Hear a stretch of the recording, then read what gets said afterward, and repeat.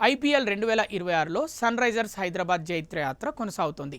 బుధవారం ఉప్పల్ స్టేడియంలో పంజాబ్ కింగ్స్తో జరిగిన పోరులో హైదరాబాద్ 33 పరుగుల తేడాతో ఘన విజయం సాధించింది.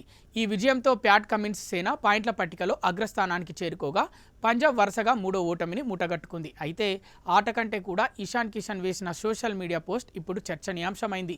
ఈ మ్యాచ్లో పంజాబ్ కింగ్స్ ఫీల్డింగ్ అత్యంత దారుణంగా సాగింది.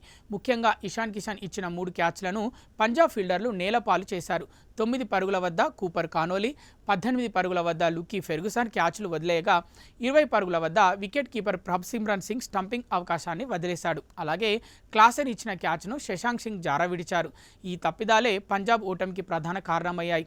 లక్ష్య ఛేదనలో కాన్లీ సెంచరీతో పోరాడినప్పటికీ మిగతా బ్యాటర్ల వైఫల్యంతో పంజాబ్ లక్ష్యానికి దూరంగా ఆగిపోయింది.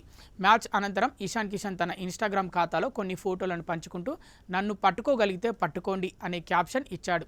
పంజాబ్ ఫీల్డర్లు వరుసగా క్యాచ్లు వదిలేయడాన్ని ఉద్దేశించే ఇషాన్ ఈ సెటర్ వేశారని అభిమానులు నెట్టింట వైరల్ చేస్తున్నారు. ఈ పోస్ట్ చూసి ఇషాన్ కిషన్ ప్రియురాలు అదితి హుందియా ఆశ్చర్యపోయింది. "నీకు ఇలాంటి క్యాప్షన్లు ఎవరిస్తున్నారు?" అంటూ ఆమె చేసిన కామెంట్ ఇప్పుడు హాట్ టాపిక్ అయింది. ఈ గెలుపుతో హైదరాబాద్ జట్టు ప్లే ఆఫ్ రేస్లో అందరికంటే ముందు నిలిచింది. ప్రస్తుతం క్లాసెన్ 490 పరుగులతో ఆరెంజ్ క్యాప్ రేస్లో మొదటి స్థానంలో నిలిచాడు. ప్యాట్ కమిన్స్ నాయకత్వంలో జట్టు సమతూకంతో కనిపిస్తోంది. బ్యాటింగ్, బౌలింగ్ విభాగాల్లో పటిష్టంగా ఉన్న హైదరాబాద్ ఈసారి టైటిల్ ఫేవరెట్గా బరిలో నిలిచింది.